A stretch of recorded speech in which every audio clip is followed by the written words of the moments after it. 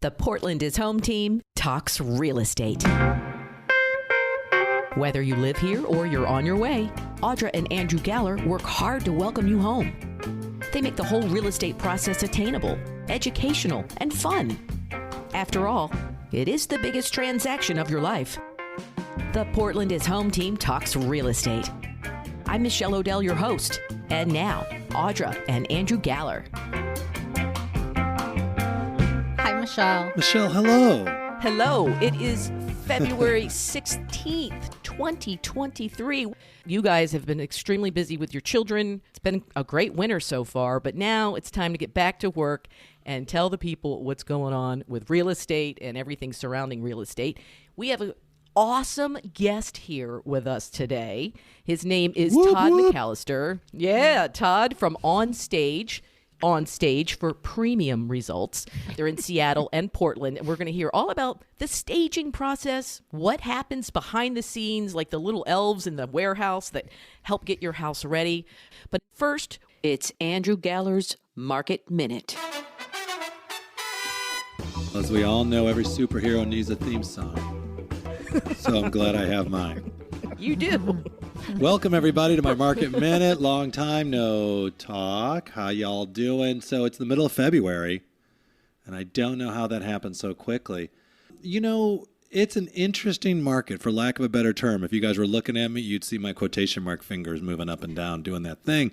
What I believe we have is, aside from a very impressive vocabulary, when I say things like bifurcated market, thank you. I know, Fancy. right? I'm not saying it's a tale of two cities, but maybe a little. But anywho, I digress. Yeah, welcome to the market. You know, again, interesting time. What we're seeing is I have some buyers finding themselves in multiple offer situations. All of a sudden, if we go back in the Wayback Machine to fall of 2022, September, October, November, December, and early winter, the market was relatively sleepy. I had buyers who I felt didn't have any compelling need to get a deal, to find a home, and things were sitting. Inventory was stacking up. Listings came on. They weren't getting snatched up by buyers. So demand was low and supply started becoming high. Since then, what we see is right now on the part of the market I monitor most closely, which is different than the entire Portland metropolitan region. So just close in, we have an inventory of 1.4 months, and that's all price points, which is obscenely low. Now, that's 135% more inventory than this time last year, but this time last year we only had 0.6 months of inventory. So now that we have 1.4, that's still extremely low. So when I say bifurcated, what I mean is, yes, we do have listings not moving. And the ones we have not moving are, we have one in the luxury segment of the market, the high end, and another one is condominium in the Pearl. And the condominium in the Pearl, which is our close-in condo district for those not in Portland, is just a relatively sleepy market ever since the pandemic. I believe it's going to start coming back as I feel that we as a society no longer are afraid of dying from being on an elevator with other people, you know, or going in the mailroom and touching things with our hands and so on, right? So I think the lack of fear of death is going to help the condo market. So there's that. So inventory is still relatively remarkably low. Demand, I feel, is picking up. But then we've got a lot of fluidity and volatility going on. Interest rates had started to get into the high fives, which when I say that, it makes me giggle because I'm saying high five. Thank you. High five, you know. But then we had this jobs report last week, which said good news for the economy is not good news for interest rates, it turns out. We had this really strong jobs report, which said a lot of people got jobs. And there were fewer layoffs. Yes, I understand the tech sector, but whatever. Those people, I think, are sorry if you're one of them, but y'all fine. Yeah, you know, my heart goes out to you because I do understand you're in San Francisco, and that's pricey. Okay. Yeah. But aside from that, jobs are doing great. Inflation is, you know, we're still concerned about it. But when you get good numbers, that makes the Fed a little cagey and makes them think inflation's going to keep going on its upward trajectory, which they want to curb. And so interest rates went up in reaction to that. So now they're in the mid to high sixes all of a sudden again. They just popped. So, some people are reacting to that. And then I think a lot of what's happening is this holiday season, when we were not doing our podcasts, was the first holiday season in 3 years that I think people were comfortable going to the office parties with their mouths and their hands and those charcuterie boards and all that stuff that, I didn't want to put my hand in there. Like a petri dish. Seriously. And, we're just seeing our kids getting sick for the first time in 3 years. And I had like a little sore throat I didn't tell anybody about because I didn't want to put a mask on. It's just like when I shave with my shaver to keep my 5 o'clock shadow on. I don't tell anybody I'm doing it, and I feel like it's not making a mess in the bathroom because I'm in this like delusional thing where it doesn't make any, so then I don't have to clean it. But I think that's what we're all doing. We're all doing it. Okay. So sorry. I'm hoping Audra's not on this podcast, so she doesn't have to hear me. But Don't worry, the kids already pointed it out. Yeah, exactly. So embarrassing. I'm glad they didn't say it in front of me, so I'm going to continue in my denial location. Yes, please. It's all about location, people. So, okay, market is, I think, shaping up to be and so we're going to ask Todd about this too, because Todd is on the bubble of leading indicators about the market, because, sometimes we do reach out to Todd to find out, because if people staging, that means they're going to list, and they're going to do that before they tell anybody else. So, okay, that's a little feature of things to come, so stay tuned. Okay. So that, in short, is my market report is demand, I think, is still relatively strong. We're worried about the interest rates, and that is going to be what's going to drive, I think, this market in first and second quarter of this year. Supply is still stubbornly low. Frankly, I had thought we'd be about 3 months right now. If you had asked me in November what I anticipated, I was thinking those trends were going to continue, but they didn't. And I am in multiple offer situations. Haphazardly, it's not 100%. But it is more than I thought. And I think, and this is the last point I want to make, is that regarding inventory, I feel what we're seeing is a lot of people captured interest rates below 3%. And I think that if they have to sell in the same market they're buying in, which what I mean is if they're not moving from the West Coast going to the Midwest, which, by the way, I just talked to someone moving to Indiana, which is where I'm from, so I can say it. Yikes, man, really? But, she said she got a house for she said she almost put it on her credit card. For $4. Yeah. I mean, she's like, I bought a house for $250,000. You wouldn't believe it, she told me. She's like, I just charged it and got the miles. I think she was kidding. But, you really get a lot of bang for your buck in the Midwest. Yeah. But if you're selling and buying in the West Coast, I do know people who have decided to stay divorced in the same house. Because, what are they going to do? If you captured under 3%, but you're getting twice as much interest rate, you're getting a quarter of the house.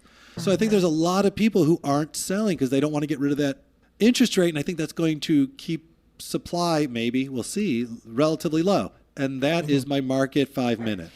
So would you say that we are in a buyer and seller market at the same time? I think that's exactly what I would say. And that's, that's a much better way to say it than bifurcated. I do think we are in a buyer's and a seller's market. I agree with that statement. Mm-hmm. So it's not as dismal as I kind of thought this market minute was going to be when I was getting ready this morning. I'm like, well, what's he going to tell people? It's positive for both people because for buyers, it's not 60 offers that we only had a year ago. It was that crazy. It was, maybe it wasn't 60, but it was absolutely 10, 12, no appraisals, release the earnest money, no repairs, throw a firstborn at the seller, and that's over. And now, right now, we did have to do a light appraisal gap where you have to, say, we'll cover it if it comes in low, but it's not insane. So for buyers, it's a lot more of a relaxed market. And I'll tell you, for all parties, I think right now is a really good market to get in. Okay. Because I anticipate, barring the interest rates continuing to go up and everyone thinks they're going to go down. I don't know the future. But if they do go down, it will help everybody but hurt everybody because it's going to make demand go through the roof. One will find oneself in multiple offer situations again, having to give it all away. And if you have to buy and sell in the same market right now, what we're finding with inventory so low, if we price it right and you're prepped for the market well, and again, we're going to bring Todd into this to embellish and support, unless I'm wrong, this statement that it's like if you get your house market ready, showcase showdown, the potential for multiple offers is very high. And you beat supply surging as it usually does in late spring, early summer. Showcase Showdown, was that one of the categories on Wheel of Fortune with Bob Barker? The Price is Right. Price is Right. Price That's is Right. it. Yeah. Come on down. Showcase Showdown. It's true. Well, yeah. Which staging will sell your house faster? Exactly. All right. So here we go. I'm going to tell you a little bit about Todd. I'll get a little research. So in today's competitive real estate markets, no longer is a home staging a luxury. It's an investment. They've perfected and proven home staging process will sell your home faster, maximize potential offers, and reduce the stress of selling your home. And since 2004, OnStage has helped sell, get this, all right, you sitting down? It has helped sell over $6 billion. It's with a B. $6 billion in real estate, and they're not slowing down. So let's talk about that, Todd. Tell us a little bit about yourself and how you started this. Yeah, so I started the business basically by accident. I love those. It's purely accident. At the time, I was working at Nordstrom and did visual merchandising and inherited a boss who was bipolar. And I'm like, hey, love you guys, but I'm out of here. Right. Good. So I was just kind of, wanted a break, frankly, a little bit. And really good friend of mine, Alan, at the time, he and his family owned video stores. And I'm like, hey, he'd always have Friday night, have the high school kids not show up because they had broken eyelashes and, gout and whatever else was going on. So I'd fill in for them.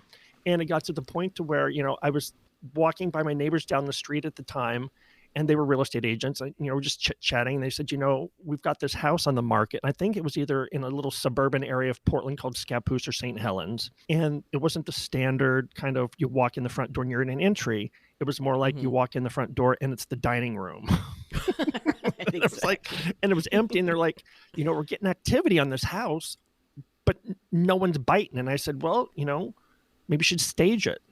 And I can't believe that even came out of my mouth. And they're like, well, what is it? So I explained to them what it was. And I said, I'll go out to your house. I'll just drive out there and see what's going on.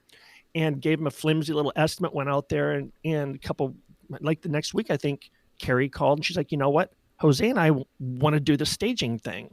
And I'm like, fantastic. I'm like, I had nothing. I literally... And Andrew and Audra are going to know my little gold junky truck, my little 2000. I remember. 1993. It was the crap truck. And everybody called it the crap truck. And I literally felt like I was driving through neighborhoods lowering property values as I drove by houses. It was so bad. A rain cloud above it, It was awful. And so I literally, couldn't have the forethought to rent a U-Haul because that would have been extra money. So let's spend all weekend loading up my dining room and living room furniture and driving it back and forth 600 times. It took me all weekend to stage. And Andrew and Audra know I'm kind of tall. I'm 6'7", and I've got the wingspan of like a pterodactyl. So I just put my arms around stuff and load it up and go. Wow. And about a week later, so Carrie called and said, oh my God, we've got an offer on the house.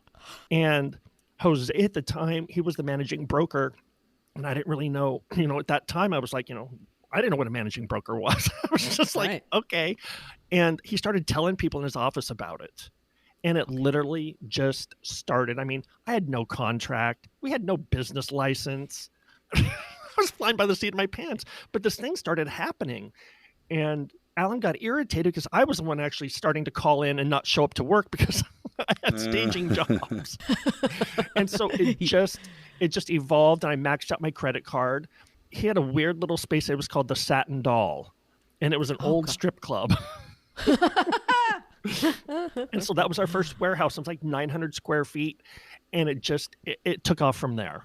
And, it'll be 20 years. Well, 19 legitimate years, because the first year we really didn't have a business license. Right. You weren't insured like you are now. No. And so, I think Andrew and Audra have been there for just about the entire time. Yeah. How did you meet Todd? We met him working in the video shop.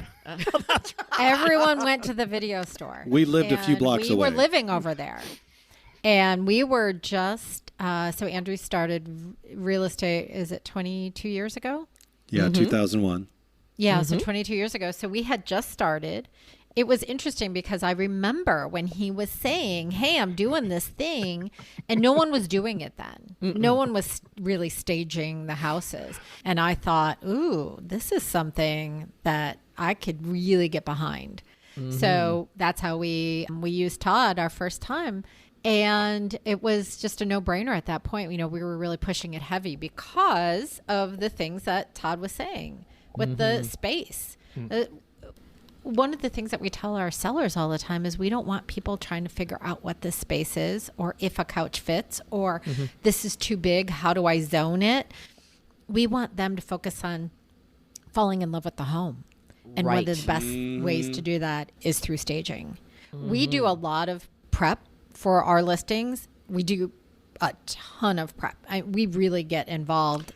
The thing for me with Todd is I am really good at revisualizing where the walls and how the layout should be of the physical items.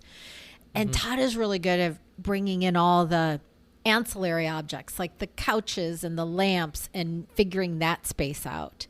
I rely on Todd a lot because I will redesign a space and then I need someone to go in there and make it look really cute with like little plants and the towels and all the furniture and that stuff. And so one of the things we do, just to back up just a minute, is when I go in and I meet with a seller, I give them usually 3 different scenarios.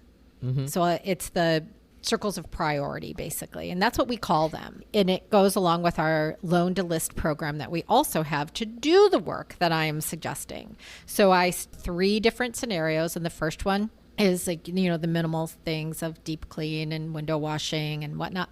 I asterisk it and they all include staging. So whatever level you're at, I still recommend the staging. That is that's my number one, because if you get your house super clean and it's amazing and it looks great and people walk in and it just feels cold or, you know, just doesn't make them fall in love, then all the rest of it doesn't.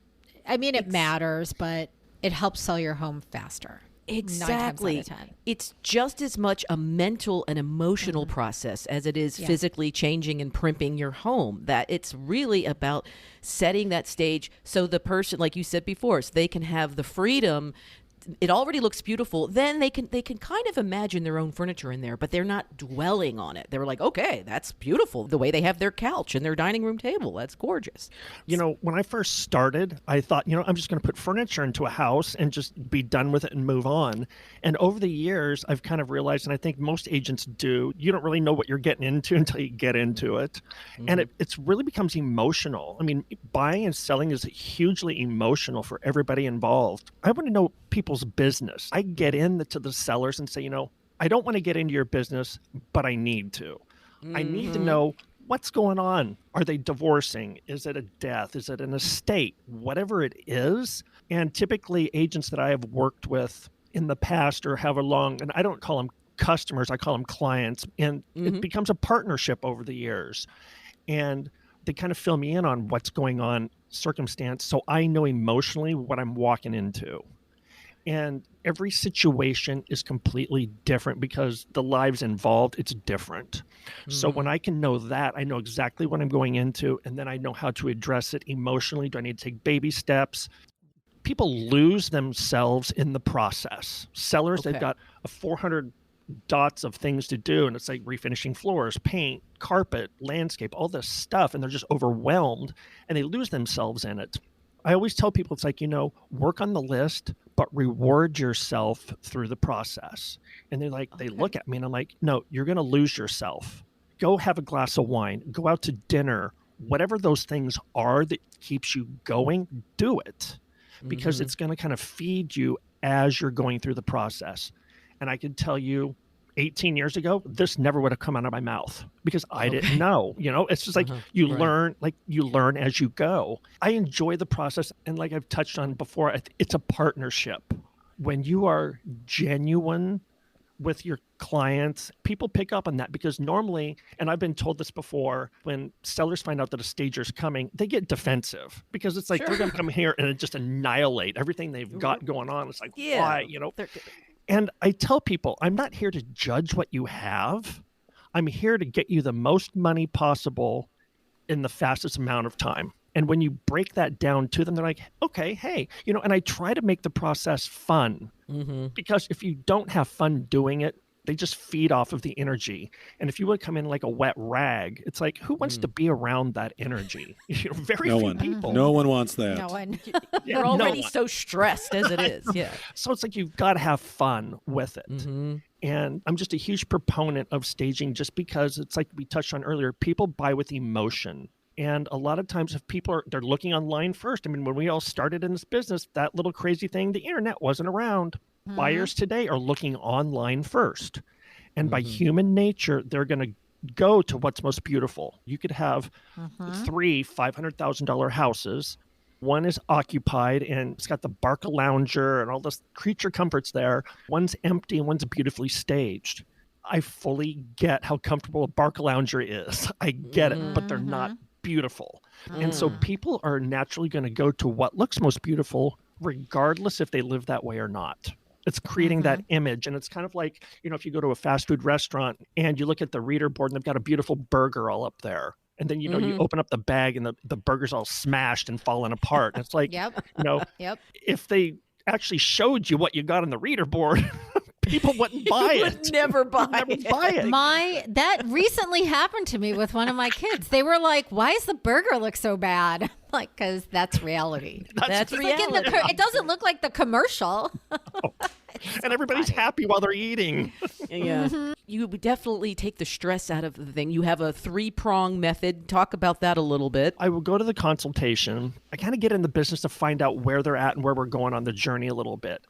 And so go in, assess it, and I'll talk to the agent. I kind of want to know how they're going to be marketing the property because, I can do my job. And by doing it, you kind of know the demographic of buyer. You just know after doing it so long who the basic buyers are. But it's kind of like, I want to know how they're going to market the house. This weird, awkward room in the middle of the house. And a lot of times you'll get into these old houses that have been added onto, and they kind of have this awkward room that was a bedroom at one point, but now it's got 2 doors going through it. And it's like, the room that goes to another room. And if you don't address it, buyers come in and like, what do you do with this? So you find out, is this going to be a great office? Do you make it another like bedroom? And I will ask the agent, what perceived value are you going to get if it's an office? Is it a bedroom? Are you going to get $10,000 of perceived value if it's an office? You can get $15,000 if it's presented as a bedroom. And I don't know if agents have those numbers or quantified numbers, but I kind of just want to know where buyers are going to see the biggest value in the staging. Do they want to see a 3-bedroom with an office, or do they want to see a 4-bedroom home? It depends on what their needs are too. Yeah. And I know that I am by no means an agent with all the statistics and things, but 4-bedroom houses command more money than a 3-bedroom. Todd, you're in this conversation with people. Like we're in different, very similar but different conversations about different facets of the process. And I think it's such a valuable resource to have you be able to guide folks through about bang for the buck in terms of functionality of a space and of a home and how our lives are. I think it's invaluable. I always tell people too, I get that it's an added cost, but sometimes it's this saying, it takes money to make money type of thing. And, we're not cheap, but for the most part, we're dealing with people's largest asset that they have. Like anything in life, you kind of get what you pay for. And part of the value that I bring is the years of experience that I have doing this. And I try to make this more of a personal connection with people rather than a monetary transaction. So if you can do that and explain to people the process and things like that, and we're in the business of selling like visual marketing type of thing. So it's important to me that if people have questions and they're going to plunk down X amount of dollars, they kind of want to have an idea maybe of what they're going to get. Sometimes I'll ask the agent I'm with and say, do you want me to show them examples of kind of what it's going to be like? Or it just kind of depends. And once people kind of see what they're going to get, then like, okay, I get it now. Getting back to the process, we'll go to the property once the contract is signed. And Andrew and Audra were just at our warehouse. We moved our warehouse not long ago, and they came over for a tour. A lot of people and I love and hate HGTV all at once. Because it's like, it's one of those things that everything happens in 30-minute or 60-minute increments and nothing goes wrong. You watch some of the real estate shows, it's like right now, at least agents should be having mimosas and driving Bentleys.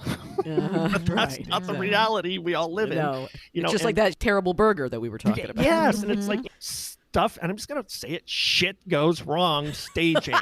It just, the chairs fall off the truck, on a 3-legged chair. And it's like, you've got to go back and fix it. And the agent tells you that the key is in the lockbox and it's not there.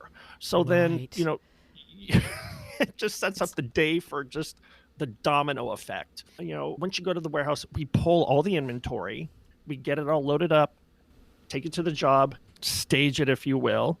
Then go through the process, destage it, drive it back again, and load it all back onto the shelves. So we're basically glorified furniture movers. Basically, but you're designers. You sound like you're a little bit of a therapist too when you're dealing with some of the people. Yes. And it is so emotional, and it's a lot. And it's a lot. And often equate staging to like Botox for a house. Yes. It's instant gratification. It can take like a tired little house that people have no money to do anything with. You're kind of stuck with it as it is, and staging has this magical way of just updating it visually and getting people excited about what the potential can be, not what it is currently. And that's the power of staging. Has anybody ever seen your staging and all of your accoutrement and say, I want to buy it just like this? Really? Yeah, it happens more often in our Seattle market than it does in the Portland market, just because there's obviously there's more money we're dealing with and there's just more wealth up in the Seattle area. But it does happen. You have people that want to buy chairs here and there or whatever. Everything we have is for sale. But at the end of the day, it's really kind of flattering when they want to buy the stuff in the house because you've done your job. And that is the best thing ever right there. Staging, you could have we'll just go back to that $500,000 house. Really poor staging visually can make it look like a $400,000 house in the buyer's eyes. Has nothing to do with the structure of the house, but people buy with, like you talked about, people buy with their eyes, they buy with emotion and things like that. And then conversely, that $500,000 house, if you make it look amazing, it looks like a $600,000 house. And so people buy into that because they're buying what they see. And so that's kind of the power of staging in a nutshell. One of the things that I appreciate with Todd is that you talked about the market and what is happening and knowing that 4 bedrooms demands more money than 3 bedrooms. And how can we make that 4th bedroom that's sort of odd office/bedroom space so that people see that flexibility as well of a space, family room/bedroom, just all these different elements that you can bring in staging to showcase that. And that is really important, especially in some of these old homes where you have these they're called shotgun styles where you can go straight through, right? And so it's actually big in Chicago on the south side. There's a lot of these homes where, you open the front door and you can see right out the back door. That layout. And so you have those bedrooms with 2 doors, right? And you go in one and out the other. Well, sometimes that might be on my circle of priority list that we close up one of the doors and make it a true bedroom. But working with stagers who also understand market, homes, what sells, what people like, being able to make it elegant and classy no matter what price level, so that people feel nice when they walk into the home. Those are all the things that good stagers are fantastic at. In any home, there's I call them the money rooms of the house. It's kind of your living room, your dining room, your primary bed, bath. It really doesn't matter the size, but those are the key rooms where people live most of their lives. And I think, what is like 1/3 of your life is spent in your bedroom. So it's kind of an important room, and it doesn't matter, like Audra says, it doesn't matter the price point of the house. You have to make the rooms look amazing for people so they can imagine themselves living there. And if they have to remodel, they're like, okay, well, I can live in this house for X amount of years before I have to address this, this, and this. Contrary to a lot of thoughts and belief, home staging is most effective in those really tiny little houses, like 2-1 houses that are so small. And those are typically first-time home buyers buying those. and they're scared because they've never gone through the process. So the more you can stage those and give the buyers the idea of, okay, like Audra touched on earlier, my sofa will fit here. I can put 2 chairs here. You make it functional, livable. But what it also does is it kind of takes their eyes off of the imperfections of the house. Every house, doesn't matter if it's a $400,000 house or $4 million house, every house has some kind of problems, whether, it's a wonky ceiling or there's like scratches on the floor or whatever it is. But typically first-time home buyers freak out over the smallest stuff. Like, oh my God, there's a hairline crack. The house is going to fall down, or floors uneven, foundation problems and things like that. So staging, I think, has its biggest impact and return on kind of emotional value when you stage small houses. I agree with that. And just to like piggyback on top of that is we talk about this all the time, whether you're buying a $400,000 house or $4 million house, you're not going to get every single thing, because every single thing you want is different than every single thing that someone else wants. So it's a really subjective thing of what you fall in love with and, what's important to you. And while every home has its challenge, every home, in my mind, when I'm going to list a home, I find the one thing in every home that I can enhance and make that thing, like that's the, in film, it's called the money shot, money room, whatever you want to call it. Right. It's that one thing that I'm like, okay, this is unique. This is the thing. We're going to focus on this, whether it's a view or an interesting backyard or bathroom, whatever it is, one element. I always try to find one element that I feel like is special about that home. So, because we can all come in and attack the home, but let's also give the attributes of what makes this home really special. Yeah. And so staging can also help you do that after I'm done, doing the tile work. For my part, touring buyers, what I'm about to say is I don't think this is conscientious in people's brain pan, but I do think it's real. Often we'll go on a tour, show buyers 2, 4, sometimes some days if they have to really make the most of their time, we'll go see 6, 8. I've been on tours of 10, 15 homes. But regardless, everyone's busy. How long are they going to be in each house? Is it 12 minutes, 18, 23 on the outside? It's not forever. And what are the conversations the buyers have in the house? And if it devolves into, do you think our couch will fit? What about our table? What about this? What about that? What they're not doing, one thing Audra and I think Todd as well talk about is on the marketing side of the process, when you sell a home, it's selling the dream. When people are having a granular conversation about the size of their couch, will it fit and which wall does it go against? Robbing is too strong of a word, but it's not unapplicable. They're kind of robbing the rest of the time about, does this yard work for our to do what we like to do? Do we like oh my gosh, we have people over. It's so much fun.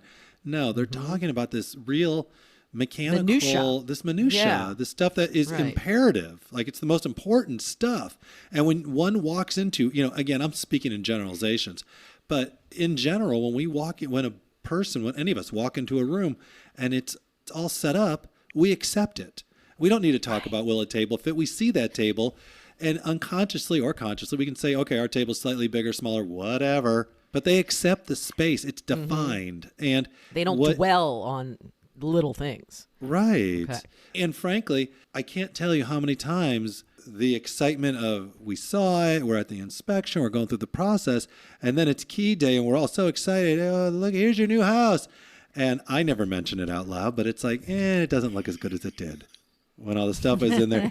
Like, your house is still beautiful, just unexcited. That's why and look at the dust bunny over there, and and so that's all we see, FYI. Right. And, so it really helps sell the dream, defines the space. I have a question for Todd. Do they ever buy the fake lemons? Not okay. They don't buy the fake lemons, but we have had many apples have teeth marks in them. It's really weird. It is so weird to go back to the job. It's like teeth. I'm like, really? Really? When you picked it up, you didn't notice? It didn't feel like real fruit? Really? Oh, my God. We've just, over the years, I could talk about some weird, crazy stuff that happens in stager world, but it's... Yeah. There's some stuff that I never imagined that we would have to deal with Give me a couple. Come on. Okay, I'll That's give my you the one. favorite thing. So Yeah. years ago, there was a rash of people getting busy in beds. And so, yeah, it was an honest to God thing. And I'm pretty well Yikes. connected in North America in little stager land. Right. And people were getting busy in the staged beds. Come And on. honest to God. And it was not just here. I mean, it was in Los Angeles. It was happening in Chicago, Florida. Is this just us? And I'd reach out to people and like, the weirdest things happening. And people were hooking up in our beds. And we're like, well, I guess maybe we should be flattered because it looks attractive, I guess. But it was just weird. And that was something I never saw coming at all. And it was like kind of the weird little stager secret that it was there, but no one really wanted to talk about. God, that's so crazy. So it's weird, but we have kind of morphed into things like a little bit. And it's like one of those things that we used to use full-on box springs and mattresses. And I could take you to the house in Portland over in Northeast to where we got our queen box spring stuck in a vintage staircase. Oh. It was awful. We tore the ceiling all up. It was awful. And it was a Friday afternoon, and the house was getting ready to close that Friday. It was like 900 degrees outside, and we had this box spring stuck in the staircase and just got the ceiling we ruined the ceiling getting it out in there. And so what we ended up doing now is we take a standard queen box spring. You can get it's called a split queen, and they're narrower than a twin, so you can get them in and out of staircases and things. So we kind of make our beds now out of split queens, top and bottom. We don't use mattresses anymore, and you just zhizh the living daylights out of the top and make them look comfortable and all of that. So you kind of deal with situations and figure out kind of how to maneuver around it. But staging in general, it's smoke and mirrors. Yes. Well, that's all it has to be. And I'm sure the bow chicka bow wow isn't happening on cardboard. That's another thing. Oh my God. All right. Any tips for people with very tiny rooms or very large rooms? Here's one of the things that stagers, there's an actual template, but they understand this. This is the biggest thing, is where to put the artwork and what size to put the artwork on a wall. Okay. Because most people, their own staging, don't do it. It's the wrong size. It's the wrong spot. Stagers are phenomenal at using the right artwork and the right size. I have to comment a little bit. Sometimes you go into some of these houses and they're going to be moving out or whatever, and you look at their artwork, and I mean, I'm 6'7". A standard ceiling is 8 foot. I'm looking up at their artwork, and I'm like, what about that other 5 feet below that you could have put it? It's just like it's the randomness of it all. It's because that's where the nails were from the previous people. That's kind of what a lot of my stuff is. There was already a nail there. Why not? Let's just use that. Funny, right? Oh man! Time all right. saver. So, any tips for very tiny rooms and very large rooms? I would say tiny rooms, if you're going to do it yourself, and I get that not everybody has the financial ability to pay for staging. I get it. And everyone kind of needs to work with what they have. The hardest part when sellers are listing their houses, they are so emotionally still attached to their house that they kind of don't see what the possibilities are. And they're like, well, the sofa's been here for 14 years. Let's just leave it there, even though that might not be the best place for it.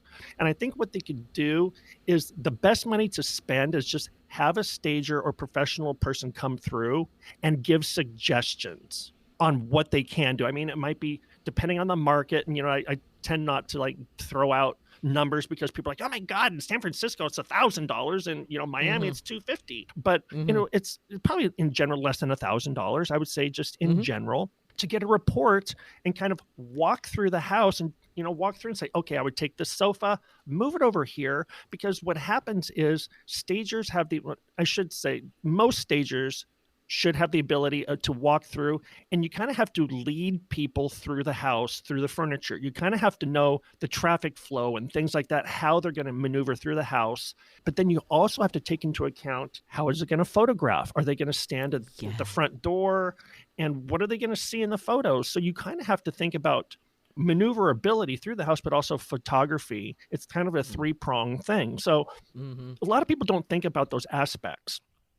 But I'd say in general, remove as much clutter as you can. Clutter eats up visual space. And at the end of the day, you're selling square footage. You're not selling stuff in your house. That's right. And a lot of times, if you have a larger room, float your furniture, get it away from the wall. Because what will happen is visually, if your furniture is just all lined up around the perimeter of the room, people are not visually seeing the actual width of the room, because you've got furniture. Let's just say a sofa is maybe 30 inches deep. You're losing 30 extra inches of visual space in the buyer's eye. So like, this room is really tiny, and it's not tiny if you just rearrange things and get it away from the wall. So update paint. Paint is probably the cheapest thing you can do to update a house. It kind of gives it that new car smell. Light fixtures, kitchen knobs and pulls on drawers, update things like that. New faucets. People spend, and Audra can probably tell me, or Andrew can probably tell me better. It's like, when buyers are up at the front door, how long is it taking for that little RMLS box to spit open and dump the key? Right there, buyers are looking. They're looking all around. If you've got cobwebs, burned out light bulbs, anything like that, it's kind of like, okay, I'm going to be looking at a tired house inside. But if you have new hardware, new lighting, or fresh paint on the door, whatever, it's all about curb appeal. They're like, hey, okay, the outside is kind of telling me what the inside's probably going to be like. And so the two kind of have to go together. And otherwise, people come in and like, hey, it's all pretty on the outside, and the inside's like, wah, wah. Well, it's kind of like bait. It's kind of like bait and switch, sort of a really pretty package. And you open it up, and it's like, oh, hey, look, it's a coffee mug. Yeah, exactly. Something like that. Right. But it all has to be a complete package. We have actually had buyers tell us to keep driving when they pull up to a house and the curb appeal is not there. I kid you not. They're like, just keep True going. story. Don't like it. So there you go. That's huge. And I know you've talked about it before too, Audra. What is that? Power Pressure. washing. Yeah, power washing. Pressure washing. Get those cobwebs and those I stink bugs. literally keep a pressure washing company in business by how much I use it. Every single house gets power washed, and the walkways and the edging and the mulch. That stuff is for $1,000 or under. I can do a full-on spruce of the outside of the front of your house. Curb appeal is really important. If you can't get them in the front door, you've lost. Right. It's very simple. I'm having 2 houses done right now. They're there, they're sending photos, and I detail out exactly what we want to have happen, and it makes the world a difference. You want to get the people through the front door. And you take the stress off the damn seller, man. That is just, again, the emotion, everything, the moving things around, strangers through your house. We talk about that all the time, but that's what you have to do. Again, taking stuff off people's shoulders is paramount when they're dealing with that. So that's 100%. fantastic. They have their jobs, their families. Right. Even if they just have a job, this is our specialty. Let us do our job. Yeah. We take everything so you don't have to worry about it. We try to reduce the stress as much as possible. Anything else we want to tell people while you have them? Because your website is fantastic, Todd, and it has a ton of information. One little thing, a little tidbit for agents out there, and Audra and Andrew are going to know where I'm going to go with this right now, and Andrew talked about it earlier, is, like what's coming down the pipeline as far as listings and things like that. And if there are agents out there listening to this or wherever you're at, cozy up with your home stagers, because we know what's coming down the pipeline. And I will periodically, when things come out, and, I'll ask Audra, typically because I work with Audra more than I do Andrew. So, what do you guys have coming down the pipeline? What are your buyers looking for? And I will let them know kind of what we have coming down the pipeline. I don't get into, it's going to be roughly this price, and I just leave it at that. It may or may not work for their clients or whatever, but they're kind of getting a little insight, and sometimes that's really valuable, because even I think if the market has very little inventory on it, and there's still a lot of competition on that, it'll still give them, the kind of the inside track a little bit, and they send them over to their buyers, say, drive by these houses. Either they work for you or they don't. And at least they're on their radar. That's something that I think it goes back to kind of creating a partnership with our agent partners. And if I can help them out from what I do to some point, then it's all the better for people. And it's kind of this ongoing relationship we nurture and just kind of develop as we all go through the process. And I love being part of that. It makes me feel like I'm kind of contributing, but in a different way. If you had to snap your fingers and someone said, how many houses could you stage right now? Right now in Portland, probably about 120 at one time. What? Yeah. We're at about a 14,000 square foot warehouse in both Portland and Seattle. And it's full on legit. I mean, we're not doing this for a hobby. We've got little pickers that run around, and our ceilings are, I think, 20 or 22 foot high in our warehouse. We're up legally as high as we can possibly go. You know, our lighting goes from the floor all the way up to like 14 feet high. Wow. That's a lot of fake lemons, let me tell you. A lot of lemons. Their warehouse is so much fun to walk through for anyone who likes design. And it was hard. I was like, I would like to buy that and that and that and that. That's so cool. It's just, again, it's a whole other world that people don't really think about. It just sort of automatically happens. And it's not. There's a lot that goes into it.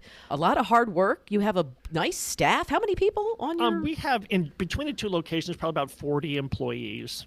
People are like, you have to let go to grow. And I think there was a point probably I would say maybe about 6 or 7 years ago where I was extremely unhappy because I knew that in order for us to kind of grow, I kind of had to relinquish a certain amount of things. And I'm like, well, I can't do it all. It's one of those things that you can do it all and do all of it kind of half-assed. Right. Or you can kind of figure out where your strengths are and kind of delegate the rest. One of my favorite phrases, and I've never really heard it from anybody else, is you have to let go to grow. Yes. And it doesn't matter what you're doing, but if you want to do all of that, you kind of have to just let it go and just what do people say? It's like it'll work itself out at some point. It might be painful going through it, but it all works itself out in the end. And I just kind of remind myself and say, we're not rocket scientists here. People's lives they're not dying for what we do. So you kind of have to put it all into perspective sometimes. Why don't you give everybody your website and phone number if they want to get a hold of you, Todd? So our phone number in Portland is 503-473-8838. We're also on that little interweb thing. And then our website is onstage-online.com. Free consultations, right? Free consultations. Free consultations. It can't hurt to ask. And do you also just help people out with already that have their home and they want to maybe zhuzh it up a little too? You don't mind doing that? We do stuff like that too. And it's just like, we're here for the people. Wherever you're going in life, if whatever it is, if we can help you, we'll do our best to get you there. We've appreciated, Todd, and we were there when you began. It was, I remember thinking, staging, why can't people picture where the couch goes? And I'll tell you what, I've never been more wrong about anything, and time and again, learning that lesson and seeing the effect of it has blown me away. And I'd never said this to you out loud, but goodness gracious, 2 decades we've been doing this together. I know. And you being one of our partners has been so valuable. And so I just want to say thank you. Well, and I always appreciate regardless if we get the job or not at the end, I'm always appreciative of the fact that I was at least in the mix of it all. Well, thank you so much, Andrew and Audra. We'll talk to you very soon. And Todd, thanks again. Really, it was an amazing experience. Thank you, Todd. Thank you, Michelle. Thank you, guys. Thanks for listening to the Portland is Home Team Talking Real Estate podcast. For more info about Audra and Andrew, finding your next home, or selling your current home, visit their Realty Works website at realtyworksgroup.com. If you like what you heard, be sure to subscribe on Apple, Spotify, Google, or wherever you get your podcasts. For help with your podcast, find us at Modcast Productions or modcastproductions.com.